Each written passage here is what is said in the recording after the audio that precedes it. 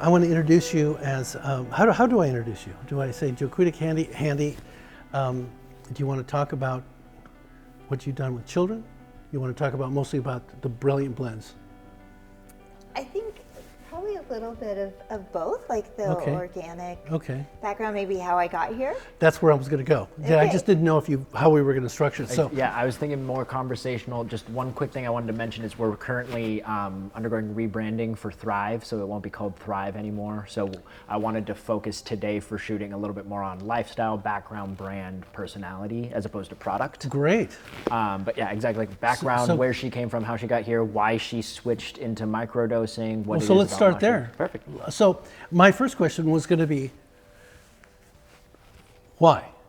Like from your past life, so to speak, your other profession, to this. Why was that? Why did you make that switch?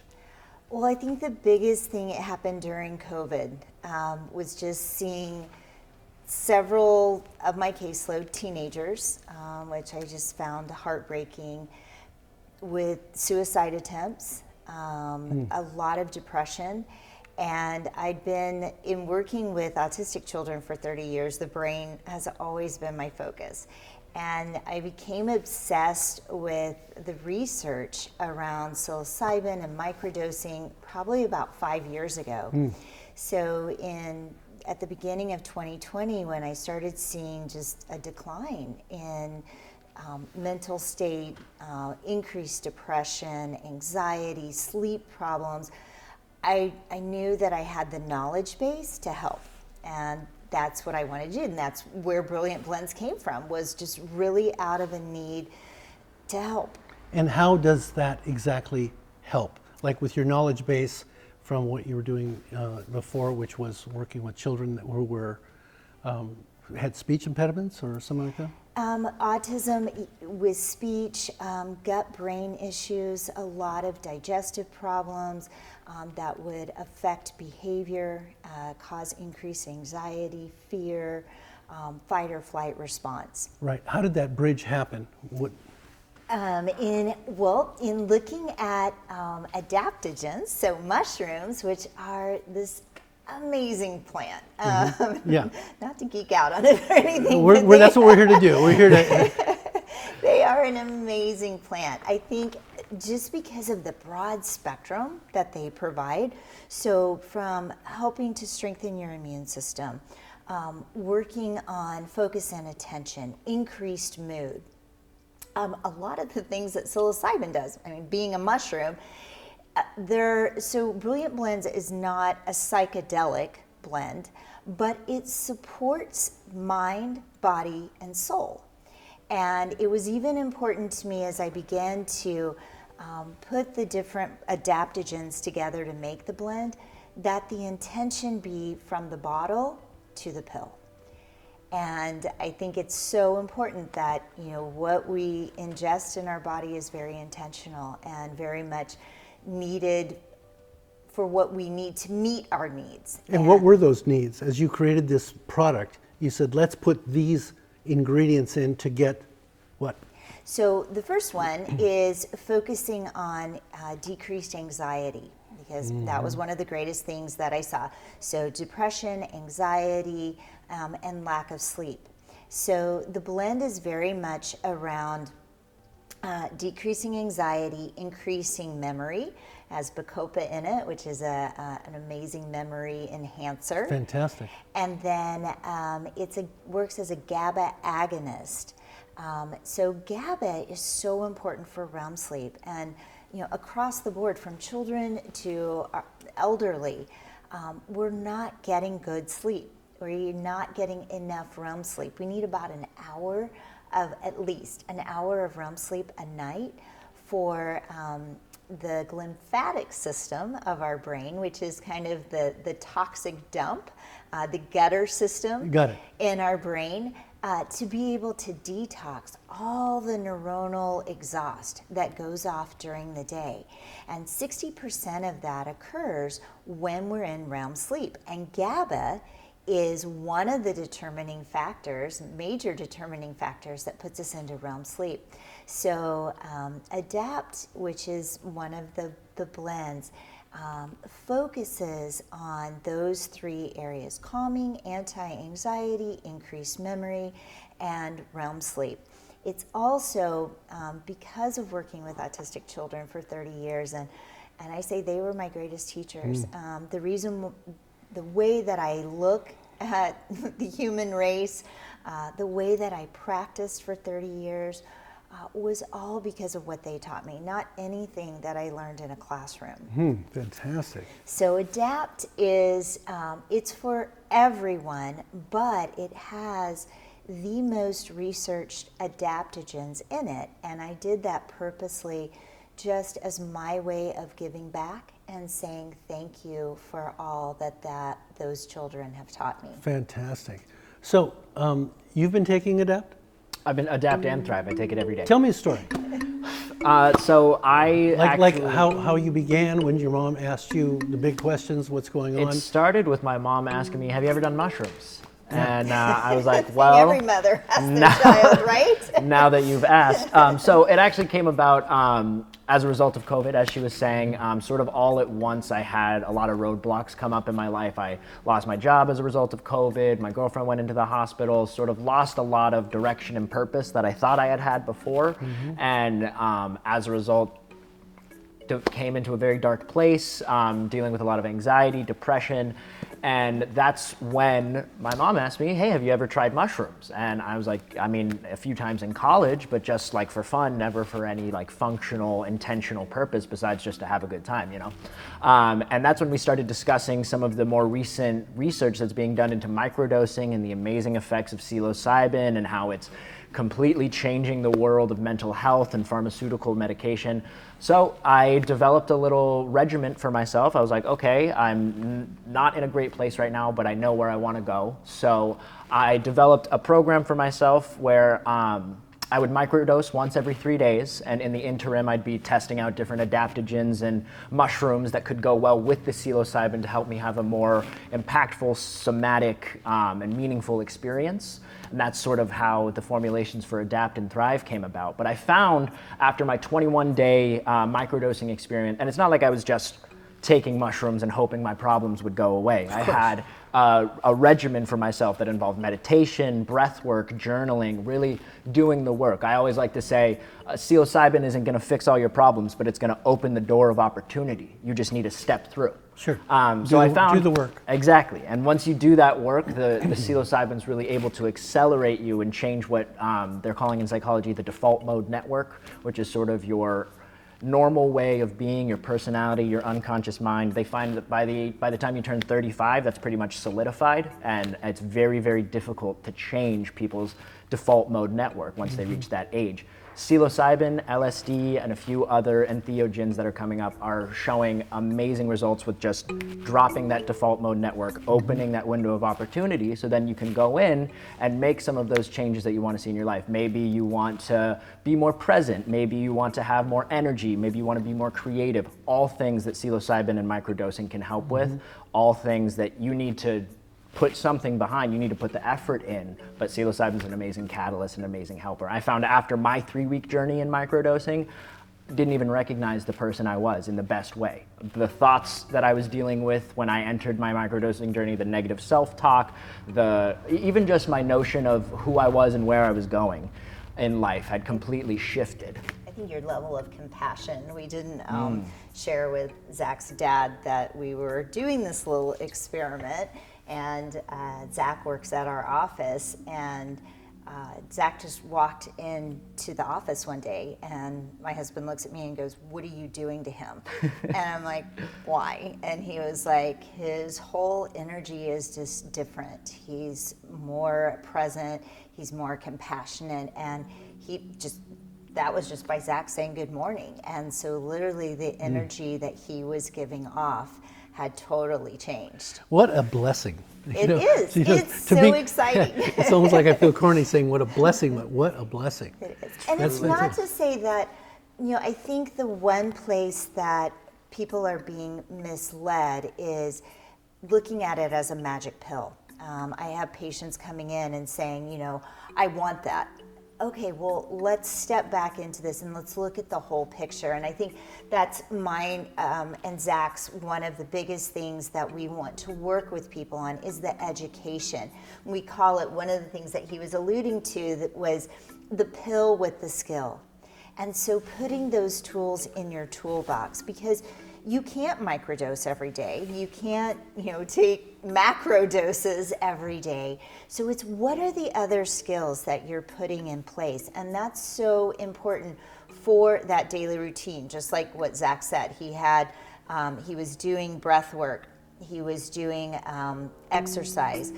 We were watching his diet closely, not as much as what maybe I would like, but taking out white sugar and processed foods. So all of those things are very important. It's not the magic pill or the magic bullet, but it can be such a huge blessing, as you said. Wow. So it what it sounds like, you can correct me here every little bit. It sounds like the psilocybin, the microdosing, softens the defenses at least enough to be able to see a different way of behaving, at the same time giving you a bigger scope and a softer scope of your life? I think that's a very good way of putting it. I always say it increases your sensitivity. That's the number one thing, whether it's to physical emotion, to emotional pain, whatever. Your sensitivity to everything, to foods, emotion, thoughts is going to be increased as a result of it. And if you use that to then peer deeper into your unconscious and say, oh, why are these ruminating thoughts staying there? Why is my self-talk in this pattern? Why is this addiction? Why am I seeking out this addictive substance or something? All of these are questions that psilocybin is going to bring to the forefront. And that's also why microdosing is so successful, because you're taking it one little bit at a time. I always like to say the analogy of we spend all of our days in our attic. Imagine your mind is like a house, and we spend all of our time in the attic. The lights are on, we're doing higher functioning stuff. So when something comes up, when something messy, dirty, that we don't want to deal with comes up, we just throw it in the basement. We're just like, okay, we don't want to deal with that right now. I got work I need to do, just put it in the basement. Put it in the basement, put it in the basement. Eventually, 10 years down the line, you've got all of this trauma that you haven't dealt with. You've just pushed it into your unconscious mind, and all of a sudden you're realizing, I'm unhappy, I'm not content, I have negative self-talk going on all the time. And I have all this baggage that I'm afraid to even open the door on because I don't know what kind of demons are going to come out. And that is another reason some people can have bad trips when entering into this space. They've never done psilocybin before, they take a massive dose. All of that unconscious fear, all of that repressed trauma comes up at once. They're not ready to handle it. They have a bad time. Microdosing allows you to, in a very conscious, regimented way, take one item at a time out of that basement. Go, okay, that goes there. Oh, that's a troubling thing. It's okay, I know how to integrate that into my life. So slowly, over time, you develop the skills to change your mind, change your life. Interesting. So how I hear that is we have experiences that have emotions that are attached to them. If these emotions were traumatic, then we store them because we have no way of dealing with them at the moment, or we choose not to. So there is a mantra which I've lived by, which is how do I feel and what do I want to do about it? So it embraces what it is that I'm feeling, which could be 10 things. And being able to isolate those 10 things and saying, well, I feel sad about this, but at the same time I feel, and so by going through an array of emotions, they kind of cancel each other out. I'm fascinated to be able to try this regime so that I can take this same skill and go through these same emotions and actually not be so afraid of the action step, the what am I going to do about it, because I think I will have, if I get it right, I will have created some self-compassion, at least the opening of that, and then to be able to speak in a way that isn't so defensive, but more informative, bringing about more of a creative connection either with the person I'm working with, but not scaring them away and not blaming them. So this is the whole point of healthy psychology anyway. So what products do you have? You have Adaptogen, and you have, as you said, you have Thrive that you're rebranding. What do each of these do? I heard adaptogen, and what does Thrive do? So Adapt is, as she was saying, it's all anxiety, helping with anxiety. It's a GABA agonist, and it also helps with REM sleep cycles, as she was saying. Thrive is the get up and go side of mushrooms.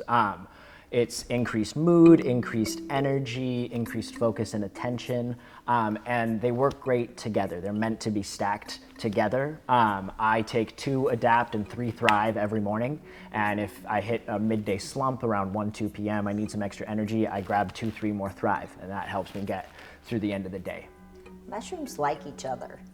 Do they? They do. That's they fantastic. They actually communicate. There's a fun YouTube video of where they've captured the frequency of mushrooms, and when they put them together, they actually will communicate. Wow. I wish we had that so we could send people looking at that. Maybe we still can. Right? Oh, definitely. Yeah, that'd be great. But if you think about that frequency, then ingest it into your body. And then have that assimilate and your body's chemistry working with that. Yes. Because we're like mushrooms, aren't we? Right, being a part of it. Aren't we a bacteria? It Exactly. breathes just like a mushroom breathes just like a person. It's What? Not, it's not like a plant where it inhales carbon I get it, dioxide. I get it, Yeah, I get it. It's respirating like we are. And not only that, it's actually the communicator for most of the animal kingdom. Like they found that Interesting. tree systems can communicate to one another and send resources to a tree that maybe needs more or something. The way it does that is actually through mycelia. The mycelia cover the roots of the trees, and that allows for the info exchange between different organisms. Wow. So it passes through the TSA of mushrooms. Exactly. Yeah, exactly. And Interesting. It's truly a gift. But when we stack those different frequencies, when we combine them together, we create a whole symphony.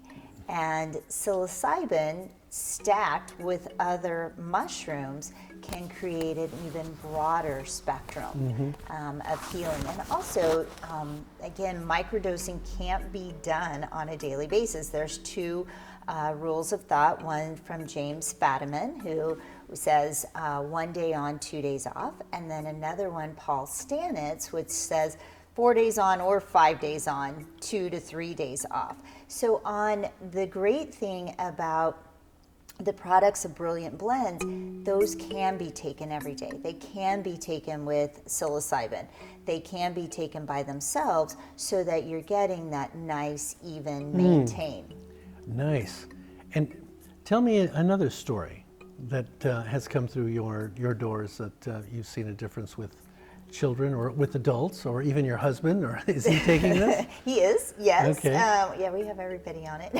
Good. So I think sleep is one of the biggest things that people have told us was just an immediate game changer, getting better sleep, getting that Right. REM sleep. The way that you can tell that you're getting REM sleep is if you're dreaming. And now it's so popular to have like Oura rings and Fitbits and things like that are tracking it, so people are actually tracking their sleep. I think one of the greatest stories that we had was when we were combining it with one of my good friends, Dr. Porter, who has BrainTap. And BrainTap is a device that works on binaural lights and sounds. So I had a 57-year-old patient who had become so debilitated by anxiety that he wasn't able to go to his job of 20 years. And so we started him on Adapt and Thrive, doing microdosing with BrainTap. And he wrote a beautiful journal piece of just how the anxiety had just completely left him. Fantastic. And for the first time in 2 years, he's now, like we said, those questions, what do I need to look at? He's looking at, okay, what do I want to do with my life? What's the next step? I'm now no longer debilitated by this paralyzing anxiety. What can I do next? And he's doing the work. He's doing the breath work. He's doing the meditation. He's doing the microdosing. So yeah, it takes work, but the reward is amazing. So tell me, when you came in, you said that you were going to do another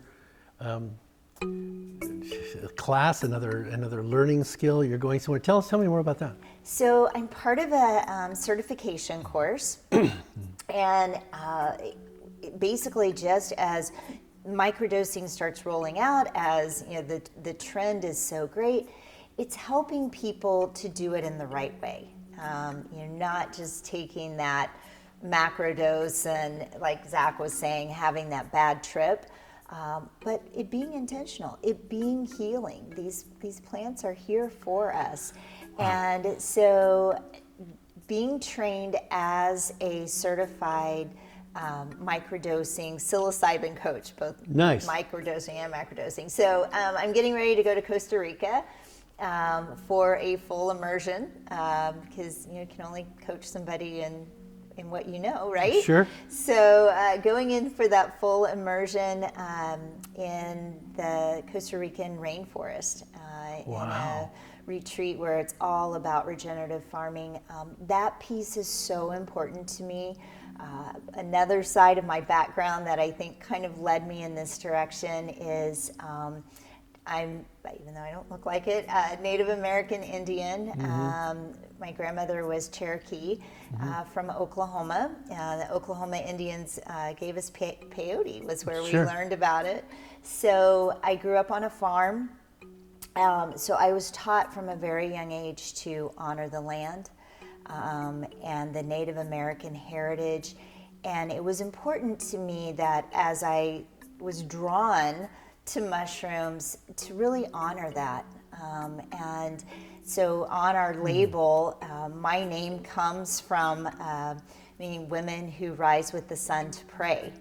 And so that is our logo. It is the sun, that's the Cherokee symbol for women who rise with the sun to pray.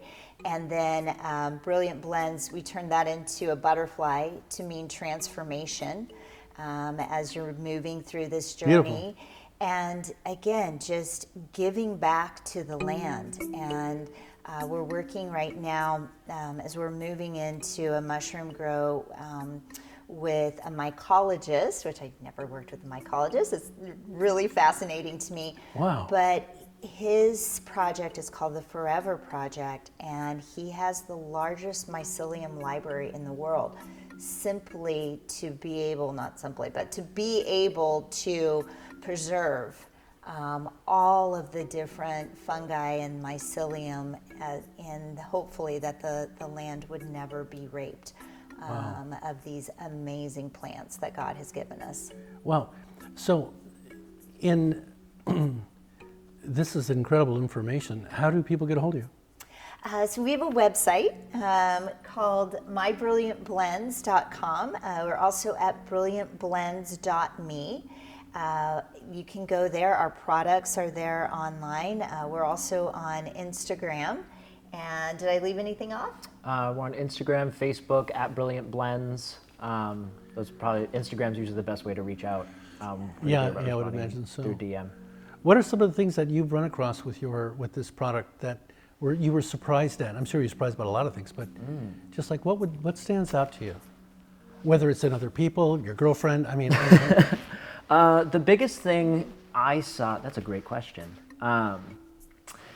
Interesting. Can I come back to that? Yes, you can. Yeah. Yes, you can. We can do it again another time. But I know that when I met you guys, I was instantly fascinated with the changing of perspective. I think that perspective is the greatest thing that we can change, along with gratitude. Those are the two of the things that I believe deepest in.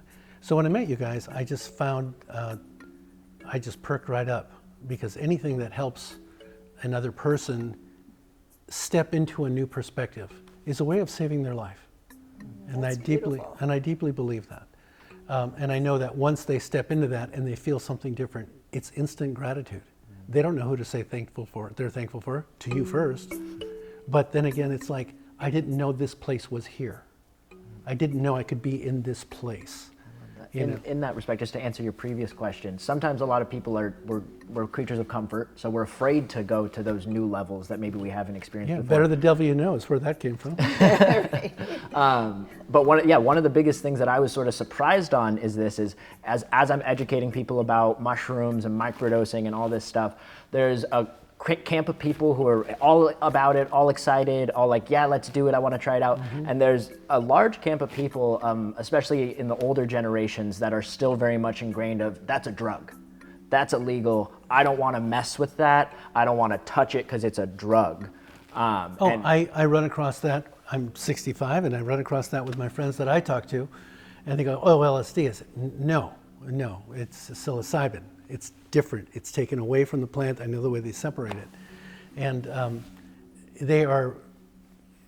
I was as well programmed to think that the word psychedelic, psyche means mind, delic means to tell, that is bad, that whole phrase. And then, that your mind's going to turn into a kaleidoscope and it's just going to be a mess. It's just going to be scrambled eggs. You're going to go crazy. Exactly. You're going to jump out a window thinking you can fly. Woodstock 2025 or something. So I am fascinated, and I've told you that I can't wait to help all I can to get the word out.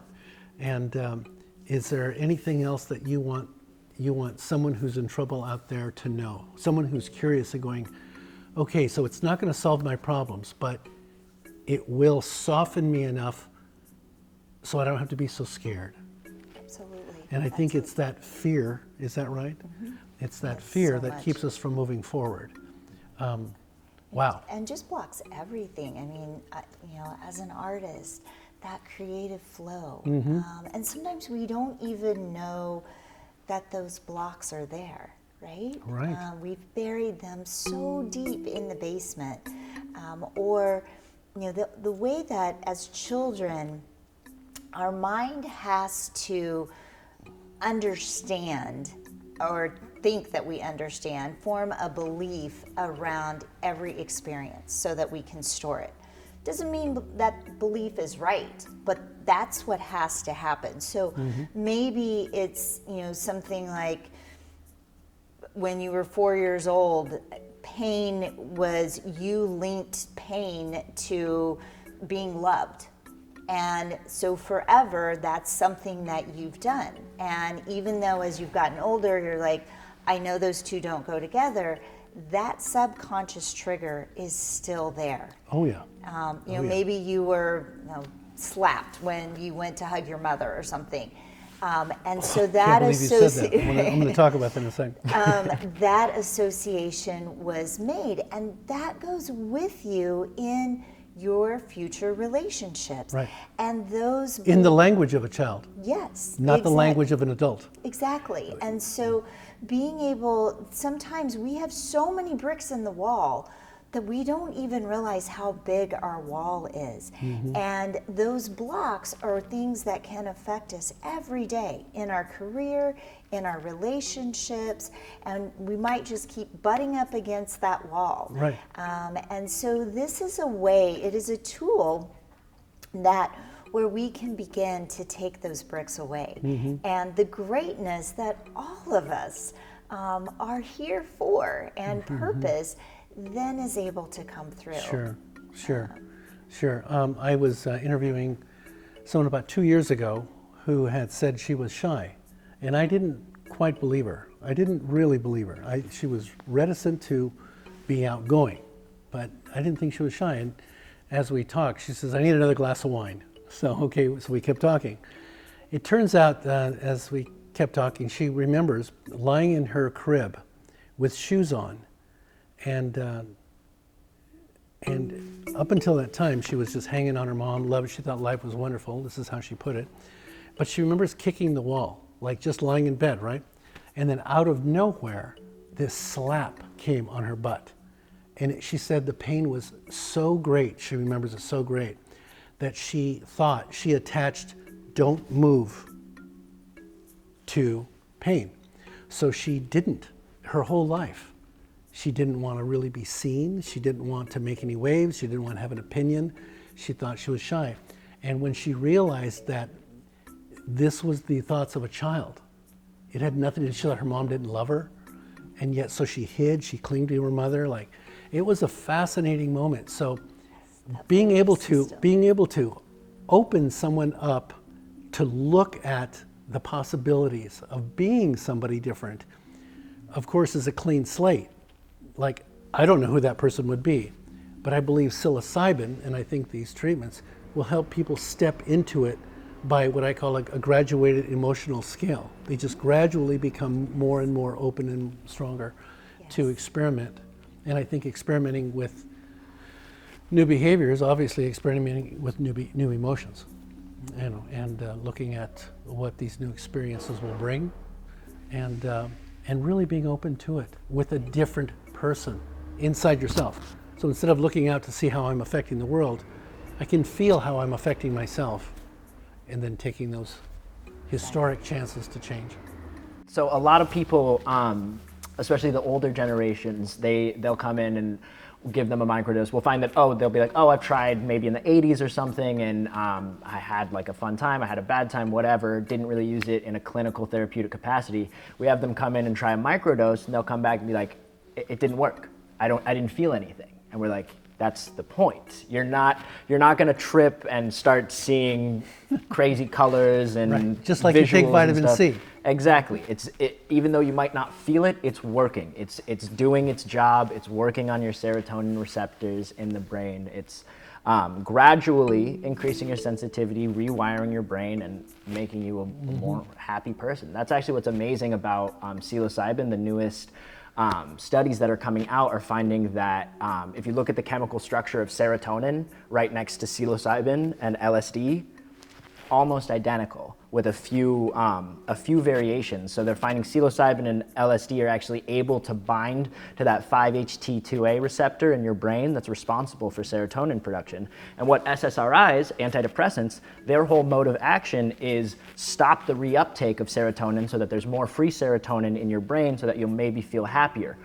But they have like a 60% fail rate. They have side effects of suicidal ideation, all kinds of stuff, and they take 2 weeks to 4 weeks to even kick in before you notice the results from antidepressants. Psilocybin, LSD, people have reported a reduction in symptoms in as little as one treatment, in as little as one dose, immediately feeding that receptors, because we're not changing the whole brain chemistry, forcing the reuptake receptors to shut off and all the host of side effects that come with that. It's a natural plant that's been evolving with us for thousands of years, and by eating this little mushroom, we're able to light up that 5-HT2A receptor that billions of dollars are funneled into in the pharmaceutical industry every year for trying to tackle depression, trying to tackle anxiety. Here we have a completely natural occurring plant that can teach us and do exactly what pharmaceuticals have been trying to do for decades in one session with little to no side effects. Well, the pharmaceuticals don't want it cured. They want a treatment. They want a treatment. Exactly. Yeah, they want to be able to, they know all this. They're actually the ones pushing right now. If you look at all the patents that are coming out for psilocybin. They want to isolate every part of the mushroom so that they can own it. And that is what I find sick. They try to do the same thing with CBD, but they actually killed 2 people. I did not know about that. Yeah, they actually did. So it was like, okay, this is dangerous. So now that's why the pharmaceutical companies are countries. I should say that. I might as well say pharmaceutical countries are, I believe, I think that they have a dark side. And they don't want just psilocybin cubensis, psilocybin containing mushrooms, because you can't patent that. It's a naturally occurring thing. But they're already finding synthetic forms of psilocybin that they can patent that have side effects that aren't as effective as the naturally occurring ones. But it's a money game. So that's why we're really trying to spread this information. And especially, that's the message I want to get out to people of my generation, because, oh my goodness, probably 8 out of 10 of my friends are on some form of antidepressant, anti-anxiety, and everyone. If it's not ADHD medication, it's anti-anxiety medication, it's depression medication. I just want people to know, because you get on these drugs and then your problems might get a little bit better, and then it takes so long to get off the drugs. Sure. I just want people to know there's nothing wrong with that route if that's what you want to do. There's a lot of efficacy in there. It works for people. There's another route that's not getting talked about, that's a lot safer and a lot more holistic, a lot more heart-centric. Part B to that is the work. It's the work. Exactly. So I don't want to be aware of what it is I have in my attic or my basement. I just want to feel better. But I have found that when someone takes a drug that brings them to maybe normal, that they eliminate the dynamic range of their emotions. They don't feel really happy, and they don't feel really low. It's numbing. So they live in this small range. Yes. And before you guys came, I did a little research, and I became fascinated, and honestly, over 20 hours of listening to different doctors, different TED Talks. And I was fascinated by this one doctor who said that when you're a baby, your whole brain lights up. And as you get older, the emotional damage that's done and in your environment, which the baby doesn't know, it's just thinks it's normal. Okay, that's dangerous, this is dangerous. Your brain starts to close down, and not because it's closing, but because it doesn't need all this extra brain. It just needs to deal with this narrow band of emotion. And what happens with our lives as we get older is that we just stay here. The default And mode psilocybin network. can actually expand, if I'm remembering correctly, like you said earlier, the pathways and neural pathways to open up not just opportunities, but again, perspectives, that they don't have to be so, if I can use the word, myopic in one emotion, to be captured by one or two emotions and live their life through that. So I think this is what I'm so excited about. Again, psilocybin and the work. Now, when people hear work, it's like, oh my God, well, why do I even need to take it? I'll just do the work, because you won't be open.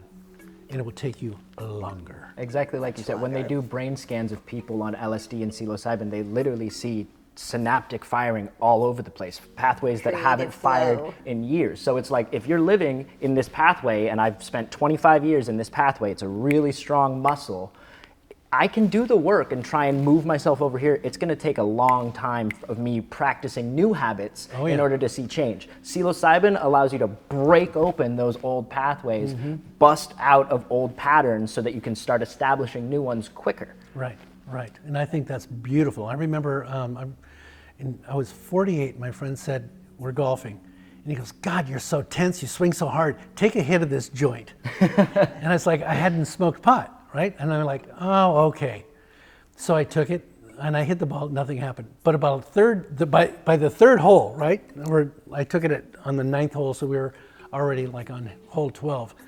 I found this whole different fluidity to me. And I'm like, whoa, this is really kind of whack. And all of a sudden I felt loose. And it's interesting because it did loosen me up, and I became less self-conscious about being perfect or having to have that result, and yet I still wanted the result, but I was willing to do it differently. So. I had a patient in my office this week. I was so proud of her. 20 years old, I think. She'd been on Prozac since 7th grade, and came in and said, "I'm done with this. I'm ready to move on to something else." Ooh, beautiful. And she was, really neat just in the decision. I'm like, what led you to this? Was this something, from your parents or? And she was like, no, I just started reading about it and I knew it was something that I wanted to do. Had a 51-year-old patient who was on 3 different psychotropic drugs, and he's like, they served a purpose. He lost like half of his family during COVID. I mean, it was awful. What? So absolutely, crisis intervention. He was on the side of a cliff. He needed help, but he's like, my life is stable. 2 years later, I don't need to continue to be on these. And what a psychiatrist was telling him was, well, based on this table and this table, you need to stay on this for this X amount of time. And he was bold enough to say, why? I'm not a table of numbers. I'm a human being. Here's where my life is right now. Here's all the work that I'm doing. And here's how I'm going to bridge the gap. Please help me to get off them. And it took multiple phone calls from myself and from him to the psychiatrist to say, what does it hurt to try, right? I'm more than sure you're going to be just waiting for us to fail and write that prescription out again. So what does it hurt just to try? Right, it's not addictive.